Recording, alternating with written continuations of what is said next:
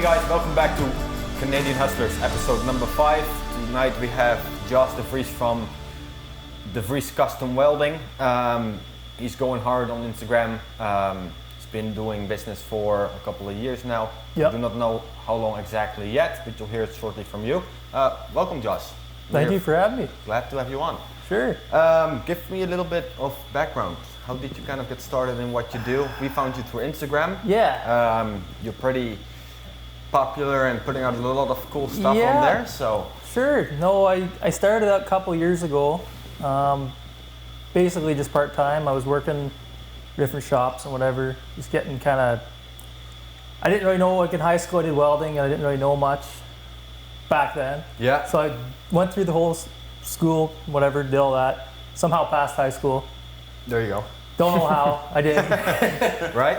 But I got through it, and then basically got into welding, went to an apprenticeship after high school, and started working for some shops. Didn't really know that much, and then I went basically, I would say a few shops over maybe a year and a bit, 2 years, a little bit under that. Yeah. Kind of got the experience I needed, and then started doing my own thing on the side. Started kind of doing it as I was doing, basically working for other people, and then it just kind of took over. Awesome, man. So did you always have an interest in welding, or how did you kind of get into the field? kind of was, I wanted to be a farmer. Okay. That's kind of what I wanted to do. Yeah. But my parents don't have a farm, and that kind of screwed me. At first I thought I could do it, and then kind of realized what land was going for, and you know, it's hard to get going if you don't have a foundation or whatever. Mm-hmm. So, but then I kind of got, you know, into welding and working for people, and just kind of fell in love with the trade, sort of like working with my hands and building things. You know, you can make stuff from basically nothing. There's a lot of creative freedom in it. Oh, there's a ton. Yeah. What tickets do you all hold? Well, when I was working for shops, I had like stick tickets for flat, horizontal, flux core, MIG tickets, whatever. Yeah.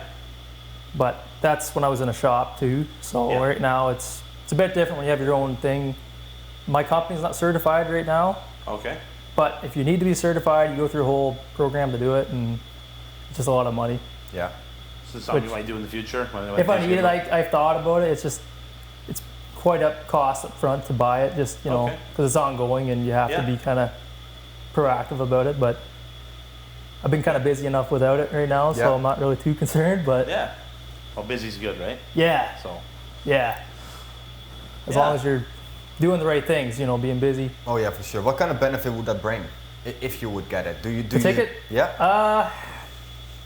Well, I could do more work that, you know, was code work. Okay. So basically, it would pay a little bit better, let's say. Yeah. You could charge out more, kind of thing. Yeah. Sometimes, not everything though. I mean, some of it it doesn't make much difference, but the jobs might be a bigger, you know, maybe you're putting up a big building in 6 months or something. Yeah. An ongoing job, something like that. But, you know, that's maybe in the future. Yeah. Something I'm thinking of. Yeah, for the small stuff, you don't really. For farmers and stuff, it's not too much. You know, it's pretty much weld this, build that, fix this. So. It's awesome, man. Yeah. So how long was that ago that you started on your own? I'd say, did you make a transition from after part-time? That, probably about a year and a half, about 2 years, I think, this fall. I think September. Okay. I think so, yeah. So you took the approach of more going onto the road, being the mobile welder? Pretty much. I mean, like I'm doing both, I guess, but I'd say it's still 70-80% on the road, and then the rest, you know, building things in the shop. Yeah. So it's kind of like, I don't mind doing both, because you know, you start doing one thing and then you're doing the other thing. You're not like just one thing every day, all day, you know, in the same building or you know. I used to work for a welding shop, and like everything comes in. Like, one day you're working on a piece of equipment, next day you're working on someone's garden gate, next day you're fixing someone's pan. Like it's random. Very random. Yeah. So it's that's why I would ask you what you all fix, but like we'll be here all night. Well, there's a list. Right? Yeah, for sure. So anything that encompasses welding is probably more what you do. That Okay. Yeah. No, there's a lot that goes into it too. So just kind of like scheduling and managing it. It's kind of the big thing I'm trying to focus in on and kind of do that, you know. Going on your own, what's the biggest benefit you found? It's more freedom. So you're not, when you work for somebody, you don't really have the freedom to, you know, I guess, do things like it's, how can I explain it? Your own personal things, if you want to do something, you don't have that when you're working for somebody else as much. Like it's hard to, you know, ask for. Yeah, I gotta go to the bank at 3. You have nobody to ask, you just go. Right, yeah. I don't, for sure. Which is nice, yeah, for sure. No, it's definitely a jump though. Like when you go on your own, you make that, like you have to kind of choose, you know, for a while, you know, I was doing both and I'd be looking at stuff, trying to get work in for my own shop, and then I'd be working during the day. So I'd kind of be like focusing on what I want to do, you know, on my breaks and stuff. Yep. Because that's about all the time I had. But that's how you start, right? That's how you start with a side hustle, and then you turn it into your own thing. Exactly, and then I just kept growing from there, and basically eventually I couldn't do both. Yeah. Like I was letting people down basically, like I thought on my own, and I'm like, well, I can't really do this because I'm like working for somewhere else. And then eventually I'm like, okay, that's enough. That's kind of the way I thought. Took the plunge. Yeah, there is going to be a point you can just say, hey, today is the day, and I got to push forward. Like, and then there's no way back. So for sure. In that beginning stage, like let's say the first 2 months, right? Did you ever had the feelings that, hey, there might be certain things that I'm just not able to figure out, or that I would rather do a little bit with someone else? There's been a few projects like that. First, they were kind of like, well, I've never really done this before, so I'll give it a go. And I, you know, put in your best work and make it happen. Basically, is what I did. But you know, there's a little bit of uneasiness sometimes going into stuff you don't know much about. Right. You know, when you're just getting started, I find too. So, but I it's kind of been just like a blur, I guess you'd say, the last couple of years. I don't know, just been kind of put my nose to the grindstone and that's it.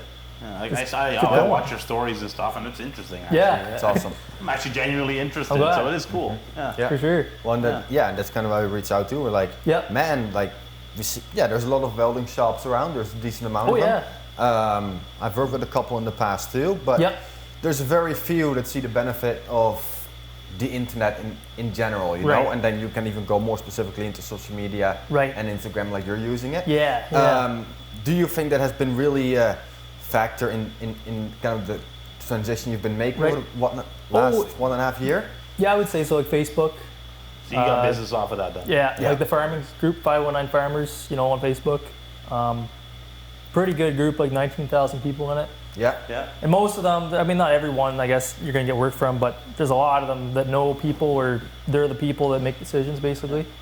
But it's long term too, right? So they see you, and then they might not call you today, but they might tell someone about you, right? And then who knows? They just, not everybody has something to weld right away, right? For sure. No, I mean, they might not need you for a year, but if they see you, and then eventually you're going to. Eventually you get spotted. You're going to get that call. For sure. Right? Yeah, I've had that happen quite a bit too, So that's probably your biggest business. That's probably your biggest growth tool is social media. I would say so. Yeah. Facebook, and then I kind of got an Instagram, you know, and I don't know, maybe last year I started that maybe. Okay. And I just kept, you know, going on there. Instagram's been pretty good too. Like almost better, I would say, in some respects. Yeah. Maybe not the farming crowd so much, but it's like commercial and industrial people. You know, those type of jobs or whatever you get, which is cool. Yeah, for sure. I never really knew that. Diversity. Yeah, first I thought Facebook was like it, basically. You know, I'm like, well, Facebook, you know, like what's Instagram? Like, I don't know what that is. Some kids like it, I guess. Yeah. You ever get into Snapchat? No, I haven't. No, not yet. No. I'm not into it too much yet. No, I don't really understand like the concept of it, but. So you jumped into Instagram last year. You were using Facebook already for a longer time. What was kind of the trigger? Was it just something? Were you using it personally already that time? Facebook? Instagram? No. Or nothing? No. So just jumped in, you heard it from someone, or you were like, hey, more people are talking about it. Did you hear it from someone who said, hey, you got to use this to bring in more business? A couple people, I guess. I kind of just heard about it, I guess through some people I knew or something. Yeah. Not even really sure who. And I got on it, and then other people started telling me, like, we get a lot of work through this. And I'm like, really? And then they're like, well, my buddy just gets like all his jobs, from Instagram. I'm like, no way, that's pretty crazy. Right. And then I just started doing it and started doing, posting and stuff on it. And it's been actually pretty good, I found. Yeah. Just the community, just people. You find you get more from stories or from pictures? I don't know. I think videos get more hits. Yeah. If you're going for hits. Right. I'm just trying to go for good content, basically. Yeah. Mm-hmm. But your content's unique. That's why it's interesting. It's very authentic. Right. It's like, I look at it and I'm like, that's kind of cool. Oh, that's different. Okay. and that's what draws it, right? Right. Right. So, and there's passion behind it, and that's usually what does it too. Yeah. You can see when someone cares or not. Yeah. If they're just doing it for likes and whatever. You see a difference. Yeah, that makes a lot of sense. For sure. No, I've never been really trying to, just get likes and stuff, but help people, provide value to them, and that sort of thing. But do you see a big difference between using Facebook and Instagram? The way you have to use both platforms? A little bit. Like Facebook is like more, I don't know, it gets unique, I guess, too. But like Instagram is more, it seems like there's a lot more stories going on. Yeah. I guess Facebook, like you go to that, it's not really the same. I don't know, it's kind of weird, I think. The way it's like laid out and whatever. Yeah, it's different. Mm-hmm. Yeah, and like I was doing like cross posting and stuff for a while, but I don't really like doing that. I'm not a big fan of cross posting. It's like cheating. That's what I thought too. You know what I mean? Like you put the same content across all platforms. Exactly the same, yeah. Yeah, so I did it for a while too, and then I stopped. I try to keep it a little different, keep a little variation going. Yeah, that's what I was thinking too. There are two platforms on its own, right? Two different type of people, and the intention of people who are on Instagram is just simply different than someone who's on Facebook. Oh yeah. And you got to play into it. Yeah. Yeah. Yeah. No, for sure. Yeah. Yeah. No, I had this auto follow guy too on Instagram. He'd go out and follow accounts basically that he thinks that I would be interested to, basically like just bring me business, I guess is what he said. Yeah. So some guy in Arizona, I think, or something. They're doing this, and then this other guy I follow down there is a welding guy, and he told me about this guy. And then this guy called me. He said, "Well, I'm getting this guy up to a certain amount of followers," and he's like, "Well, I can do the same for you." Yeah, you have like what, 5,000 followers right now? Something like that. Yeah. So he's like, "Well, I got this guy to 8,000 followers from like 200 or something." Yeah. So he's like, "Well, we'll do the same for you." So then he started following accounts, and then he would auto message them from my account. Okay. So as soon as I think they followed me, then I would message them. I wouldn't do it, but the program would do it, and then it would say thanks for your follow, whatever, and then it kept doing it. And some people got messages like they kept getting messages from this guy, because like it would follow them, and then they'd unfollow, and then he'd follow back and then message again. Oh, right. It was just like really confusing. And then I just stopped that like a week ago because I thought, well, it's getting out of hand. Like, just out of curiosity, what did something like that cost? I think it was $130 a month or something like that. Okay. Yeah. And it was like he was getting me followers, but I don't. But you're getting value out of it. Like, I can have 10,000 followers, but if I'm getting 50 likes on a picture, then that number's meaningless, right? And if they don't looks buy good on paper, but that's it. Like, you need to have, like, what do you call that? What are we looking for? Engagement. Engagement, No, he wasn't really, I didn't think there was a lot of value. Like, some people, like, would follow and it was good. Then there's a lot of people that would follow and they're just, like, spam or, like, bot accounts. Yeah. And I don't understand, like I was getting all these messages and trying to filter through them. It was just like getting out of hand. Yeah. So I'm like, well, this is not really working. So. And you lose authenticity. Yeah. Right. It's not you anymore. Right. And especially the way you put the stories and tell your story on Instagram. You want it to be you. Yeah. And people are gonna feel through it at a certain moment and say, hey, for sure. There's something. Yeah, I don't know. I mean, going on. Maybe in some, like if there's different programs, maybe that would work for some people. Just different companies doing that. I'm sure he's not the only one doing it. Oh no. But I don't know. I mean, just trying to grow it organically and I think it's the best way to do it. Yeah. It is. One client at a time. Yep. It's slow, painful. Yep. But one client at a time. Keep going. Keep going. It builds trust though, and exactly. It works. Way bigger. Better to have a trust base than a huge base. That's for sure. Yeah. Do you do any paid advertising on social? I did a little bit on Facebook, not like much. Okay. I started to like last year, and I didn't know what I was doing. Mm-hmm. So I put a video out of whatever, and then basically I get all these comments, and I thought, wow, that's what comments and stuff. That's good, but they weren't really that good. So the people weren't like that interested. They're gonna buy it or whatever, and wasted a lot of time. I thought doing it. I think with something like that, you have to stick to it for like a year. It's repetition. It's repetition. Yeah. Okay. You can't judge your response off a month or two. Okay. You have to stick with something for a year and then look at it. It's a funnel, right? And then you you have to look at it as a funnel. Do you have a website or no? Just a free Google one. Okay. It's not really much. Right. So Better than nothing. Yeah, it's all right. I guess. For sure. You're ahead of everybody without a website, right? Yeah. So. Yeah, I guess. Paid advertising is really interesting once you have a website. Yeah. Because once you start to generate clicks to your website, you can start retargeting them.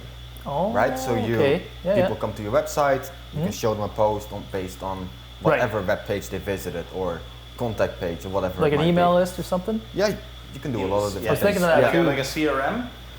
I don't have like an email list thing, but I want to get that set up.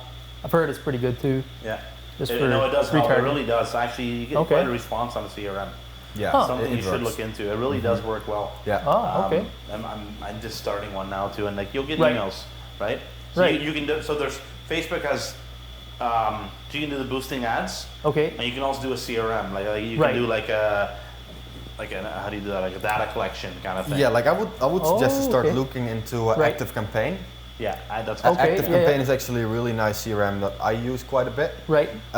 It's affordable. Right. And really what you do is you generate leads through Facebook. Okay. They go into a CRM. In the CRM, based on whatever actions they took on Facebook with your platform, you can send them automated emails, automated text messages. Oh, really? Okay. Automated WhatsApp messages. Right. Whatever you want to do. So CRM, it's a customer relationship management tool. Yeah. Okay, never heard of that. Never heard of that. Yeah, I should have explained that. That's cool though. Yeah. Yeah. Okay. No, that's really neat. Especially when you start using the Facebook lead forms. Right. I'm not sure if you've ever seen those. Yeah, that's what I was talking about. Yeah, you create an ad and below it is a little download button. Right. So let's say you would do welding for a farmer. Yeah. And you would have to weld a certain wagon, whatever. Okay. You could create, let's say, a little checklist for the farmer. Okay. To say, hey, this is what you should do to keep your wagon in optimal condition. Right. People would click on it. Right. A little form pops up. Okay. Their name and email address is already pre-filled. Okay. They click submit, and at that time it downloads the checklist. Right. Now, automatically, because they leave their name and email address, it gets pushed into the CRM. Okay. You can set up an automated email. Okay. With either an offer or just an introduction. Hey, thank you for downloading the checklist. Right. Here's some more information to check out. Okay. Or click here to right away contact us. So there's a lot of fun stuff. So you get your email then too. Yeah. That's good too, yeah. And then from there on you can have an introduction email and build it out. So let's say you have two links in that email. One link goes to your contact page on your website if you have one. Yeah. The other one would just go to a service page. Okay. If it goes to the contact page, they click on that link but they don't do anything. Right. You could automate another sequence if you say, hey, everyone who visited the contact page but did not contact me receives an email 36 hours after that. Oh, okay. And that's the way you can first off build up that database. And just start nurturing them down. Yeah, it's so that's pretty interesting. Like, what about retargeting though? Because I'm not like, how often would you retarget, let's say, the same person in an email? Varies from industry to industry, I think. Okay. It's very wide. You can do a monthly newsletter, right? Okay, yeah. DeVries Welding Monthly, whatever you want to call it. Yeah, a couple people do that to me too. Right? They email something every month. Yeah, and it's just to show that you're there, and maybe you have a special going on, or whatever you want to do, and just some projects you did, or just some information, or just some information about steel, whatever you got going on. Right. Yeah. But just something to keep them engaged. Right? Okay. Yeah. And back to his CRM too, like the more they click, you can grade your people, right? Oh, so the people that really go deep into your CRM, they're hot leads, they're good leads. Those are ones you should almost reach out to personally and call them. Right. Yeah. So to go a little bit more into that, over a year period of time, you would, let's say, send 20 emails. Every email includes a certain amount of links. One goes here, one goes there. Based on whatever actions they take in those emails, you can add a certain score to them. That's automated. Oh, so you can build up a contact and say, hey, they open an email, I add 5 scores to the contact. Right. They open or they click on the link in the next email that I send out next month. Right. They click on an actual link at 7 points, and after 60 points, you receive a notification in your email saying, "Hey, this contact is really engaging with your emails. It might be a good idea to reach out individually." You know? Right. Yeah. Because that's more personal. So, yeah, there's a lot of things you can do. But one thing I would say a CRM is getting very interesting once you have a website. Okay. Because that's where the retargeting comes in. Right. In order to retarget someone, they need to take a certain action. Okay. You need to be able to track that action. Right. And you're not able to do that through Facebook or you are, but you do not know anything about them. You do not know how long they stay on your Facebook page.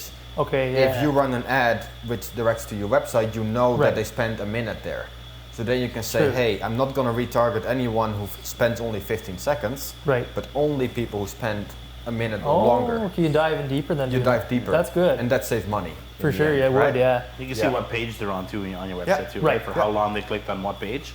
And then that way you know which pages you should maybe boost and which ones you should which ones you should highlight and which ones you should low light.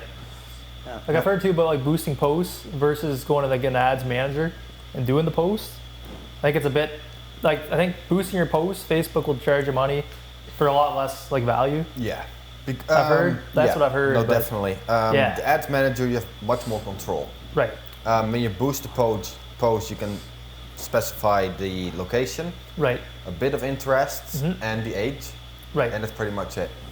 Right. Where if you go into the ad group and the ad manager from Facebook, you can start targeting on what kind of job title do they have. Right. Are they married? Are they? You can go very specific, and you start excluding people too. Okay. So if you sell a product that is of high value, you can say, hey, everyone who visits discount stores, I want to exclude from my campaign. And often excluding people from your campaign is much more valuable than including. Yeah, I imagine so, yeah. Yeah, so that's not possible through boosting. Right. And that's probably why people have told you in the past that say, hey, it's more valuable to use the ad manager, you just get more in return. Yeah. Because you have more control over your ads. Oh, for sure. And then you go into the placements too. If you boost an ad on Instagram, it's going to show on Instagram. Where on Facebook Ads Manager, you have complete control of where it's going to place stories, Facebook Marketplace, in between videos, in the messaging app from Facebook. Right. So you have more control. For sure. Yeah, I've been on LinkedIn a little bit too, just starting to get on it.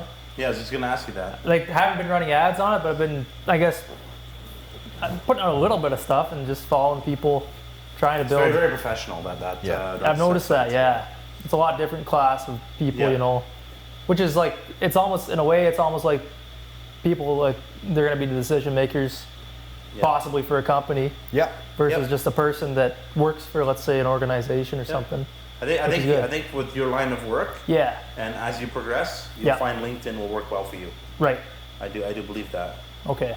Yeah. It's it has its place, and that's probably what the industry you're in, it would work. Yeah. Because I've heard like the ads, I guess, are underpriced too. I've heard for LinkedIn. Yeah. Same with Snapchat. Yeah. Okay. Kind of stuff. Yeah. You gotta go where the underpriced attention is. Yeah. Like you gotta spend your money where you know it's gonna work, right? For sure. Yeah. It's not worth otherwise wasting time and energy and money. And So today you're out in Sarnia. Sombra. Okay. St. Clair. Basically, it's. Sarnia's here, it's like over here. Cool. So right by the USA. You're all over the place then? Pretty much, What is kind of the range that you work in? So I do a lot of work around here, like this area. I'll go out to Toronto a fair bit too. So I'm down in Toronto some days. So how do you get work from Toronto? Yeah. Toronto is like, it's like Instagram, I guess. Basically, I'd say probably 90% Instagram work from Toronto. Oh, cool. Yeah. It's not like every day I'm there, but I mean, the past bit I've been there quite a bit. Yeah. I've thought, and the other day the guy said, he said, I found you on Instagram and you just seen what I was doing or something. He said, when can I book you? He messaged me or whatever. Yeah. So I'm like, I don't know who he was, but kind of worked out good. Yeah. That's awesome, man. So cool. You stay busy. You're pretty busy then? Try to be, yeah. Yeah. It's been pretty good the last few months, I would say. Nice. Steady, you know. So like your business is slowly increasing. Slowly progressing, yeah. It's going like you got to be careful too. You don't overextend yourself. Yeah. So I'm not a massive. So what's your plan once you get too busy? Well, finding good help is a hard thing to come by too. Yeah. I found too. You know, you got to have people that are good. If you need them, basically you need them. They got to be good. Mm-hmm. You know, if you're paying them good, you know. For sure. Which it's a two-way street, right? Yeah. You need them, but then you want to have enough work for them as well. For sure. Right. So it's always a leap going to hire that first person. It is, yeah. Right? I mean, I got like a part-time guy helping me, and Okay. it works out pretty good. But he's going, I think, to school in 2 weeks. He's leaving for 2 years, so. Oh, that sucks. Wow. He's been pretty good. So Yeah. I'm gonna have to get somebody to help. You know, maybe a few days a week or maybe more. Yeah. So when did the part-time help start? I'd say probably about a year ago, I guess. Okay, so that's awesome. That's good. Which is like good because I needed the guy and he's kind of my buddy too. So Yeah. worked out pretty good. You know, some of the work we do is not like, I guess, not everybody would think it's the funnest work and it's kind of dirty and. Yeah, but someone's got to do it. You know, like I don't mind at all. You know, it's all cool with me. Yeah. But you know, some people don't want to work for people that we're doing good work, but you know, just conditions aren't ideal and on sites. You know, But that makes sense. That's something you build over time, right? Yep. That's not something you can have For sure. within 1.5 years. I have the For same sure. thing when I'm thinking about hiring. I'm like, yep. I don't have the nicest office, you know? Like, No. I don't have this, I don't have that. Right. At the other hand, there are people Yep. who like to start at the very bottom Right. because they know that there's growth too. For Yeah. sure. So yeah. you have people that come from two places, right? The Yeah, one if wants the they're- comfort and he wants to Right. work around the heater and the cooler in the summer. For sure. And the other one is like, yeah, I'll just start working when the company is small, so Right. in 10 years I can be Yeah. having And that's a the good type of person position. you want to have. Yeah. If they're kind of on the same page with you, Yeah. you know, they want to see you progress and succeed grow. and they want to succeed like with you, I guess, basically. It's good to have that for sure. Is the goal to kind of stay on the road on a long time frame, or would kinda you wanna eventually become- like to have your own shop, or what's kind of the master plan? Right now I'm in my old man's building still Yeah, because it's pretty it works. good overhead, you know, right now. It's not too bad and we're kind of limited on space, sort of. Yeah, We make it work, you know, but it's not ideal. Eventually I'd like to kind of become a manufacturer okay. of my own sort of products and then still have the mobile stuff. Like, so manufacturing and mobile kind of two different branches of the same company. Yeah, You know, I think I could scale both of them eventually. okay. So they're both pretty big industries, I would say. You know, there's a lot of manufacturing in Ontario. There's a lot of work on the road though too. Right. So I mean, you don't want to just have one. You want to have your options open. Mm-hmm. I think. Definitely. Mm-hmm. But Yeah. I see you wrote a whole list of, Yeah. I think it was a to-do list for the week. yeah, it was yesterday. Yeah. Yeah, That's that's cool. Yeah. So Yeah. what brought you to do that? You do that regularly, or is that a Just new kind of thing, started. or- Yeah, just kind of started Okay. that. Just being organized. Just kind of thought, you know, I'm not really organized. I guess a couple days ago or whatever, and I got to start writing things down, or else I won't do it. Yeah. You know, Yeah. it's kind of like force myself to do it. It's hard to start writing, eh? And once you Sorta, start, yeah. it does really help. For sure. Yeah, If I've you can noticed keep that it up too. for a week Yeah. or two. Yeah, and like Then- daily stuff too. I'm thinking. Yeah. So like daily goals for Monday, Tuesday, like things that I have to get done. Don't want to Yeah. write too many things because then you might not get it all done. I found, but if you can just a few good things that are important that you have to do, and then a couple things. I like writing a list Yeah. and then checking a couple off that Yep. I did already, just to make Right. have the gratification feeling, right? Yeah. For sure. Yeah. So, but what I did this That year, is a good move. For sure. yeah, it really is. What I did Yeah. this year too, I actually wrote. I gave myself 10 goals over the whole year, Okay. and I think I'm done 5 of them now. Actually, Oh, really? Since June, so it's good. I'm Yeah. on track. But it just, I figure if I do 10 realistic goals per year for like Right. 4 or 5 years, and you have something to look back on too. Yeah. For Right? sure. Yeah. And a lot of people, they never look back on what they accomplish, No. right? You think, oh, because you have days when you're down, right? For sure. But Yeah. If you look back on what you've accomplished, it'll Right. help you move forward. Oh, for sure. Yeah. For sure. that's Like, important. I don't know. I've heard too. You got to dream like really big. If you want to have like some big goals that you actually want to accomplish, that take a lot of work. Yeah. You have a huge goal. Like it can't be maybe like tomorrow I want to like. No, but you, like let's say, okay, so Right. you want to manufacturing, right? Yeah. So you say, one day I'm gonna own my own manufacturing company. Right. Right. Boom. So you set that as a goal. Right. You can give yourself 10 years. You know what I Yeah. mean? If you want to put a time limit on it. If not, Right. you'll slowly work towards it. And when Yeah. it's ready, Right. it'll come. It'll flow. Yeah. Yeah. it will happen as long as you're focused and you have the right positive mindset. For sure. You'll never be out of work. No, it goes a long way. Like I've heard, I forget who it was. Somebody had some famous actor guy wrote a check to himself for Jim Carrey. I think so. Yeah, it was a lot of money. Yeah, it was like $10 million. I think it was $1 million or $10 million. Something like that. Yeah. And then I don't know how long it took him, but eventually he deposited or whatever, and that was that. Did he do it? I think he did. Yeah, eventually. Yeah, that's awesome. Yeah. Yeah. Well, that's the ultimate goal, right? For sure. That's a push. Yeah. Think about things you can't afford. Look at stuff you can't afford. You know what I mean? Like, if let's for you, for example, I want a new truck and a new welder. Hypothetically, right? Yep. You gotta look at that once a week. For sure. You know what I mean? If you can, go sit in that new truck. Yeah. Because eventually it'll happen. Yeah. That's a good point. Yeah. Something like that's how stuff like that happens. Like if you keep looking on it, keep focusing on it, and it will happen. And that's kind of what I did when I started too. You know, thought I want to be on my own, and I started kind of doing things like hustling basically, whenever I wasn't working somewhere else. And then eventually it was like, well, no, I'm here. Yeah. Which is cool because that was like my goal back, a couple of years ago, 3 years ago, let's say, or whatever. Yeah. But it's important. It's important to look back. It really gets to you have to look what you accomplished and be failures or just teachers. Yep. That's all it is. I'm sure you had your setbacks. For sure. No, right? I know all about it. And it helps. They're good for you. Yeah. Yeah. Otherwise, you wouldn't really learn. Like you have to. Sometimes it's not nice learning the hard way on things. Not always. You have to, but you know, in the moment. It's a lesson that you have to do. Let's say, Isn't it funny with someone? They'll tell you that it's the wrong way. You're like, yeah, you do it anyway. Right. And then you're like, oh yeah, they were right. Now I see it. Yeah, for sure. But you have to learn yourself. I know. So, you don't always see it in the moment. You don't see it in the moment. No.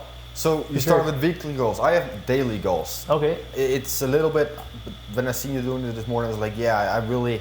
Right. Now I heard you too on a annual basis. It's annual basis. Yeah. I break it down other ways too, but I have an annual base goal. I figure if I have 10 achievable goals per year, realistically achievable, and I do that for 5 years, that's 50 goals in 5 years. 50 goals, right? Yeah. That's a lot. Yeah. That is, you can achieve quite a bit. Right. And I'm being realistic with my time. Okay. Right? So that's how I like to do it. Right. So do you repeat them on a regular basis? I look at the list every once in a while. Okay. And I check where I am on some things. Right. Yeah. But there's no set thing that you say every week I look at it once or every week I write them down or. I'm not that scheduled. No. Maybe I should be, but that's just not my style. Right. Right. But at the beginning of the year, I already 10 goals, and I have other goals for next year coming up already that I'm actually starting, which aren't on that list. Right. But you have to. You review it once in a while. Yeah. If once a week works for you, that works for you. I'm not a scheduled person, right? Right. So I'll review it when I'm down. I'll look at it. Okay. They say another thing to do too is like every time you accomplish something, even if it's smaller, write it down, put it in a jar or a list or something. So then when you feel like you haven't accomplished anything, start reading them. Right. Okay. You know what I mean? Yeah. They kind of pick you back up. Yeah, pick you right back up. Yeah. I get that. Makes sense. Like that. So. Huh. That's awesome. Yeah. Yeah, no, like, you have to, like, if you don't plan, you basically will fail. If you don't, like, put in the work to plan, that's pretty important. Just daily or whatever, weekly, daily. If there's nothing yearly. To work towards still, there's no point in working at all, really. Confusion. Well, if you set goals, you have something to work towards. That's right, yeah. No, I can, for sure, I hear you on that. It's awesome, man. Yeah. Hey guys, thank you so much for watching to episode number 5 of the Canadian Hustlers podcast, together with Josh DeVries from DeVries Custom Welding. You can find him on Facebook, Instagram, anywhere else? Facebook, Instagram, LinkedIn. Twitter, LinkedIn, LinkedIn, I forgot that one. Or just type in his name in Google and he'll show up. Thank you so much for watching, and we'll be back next week with a brand new episode.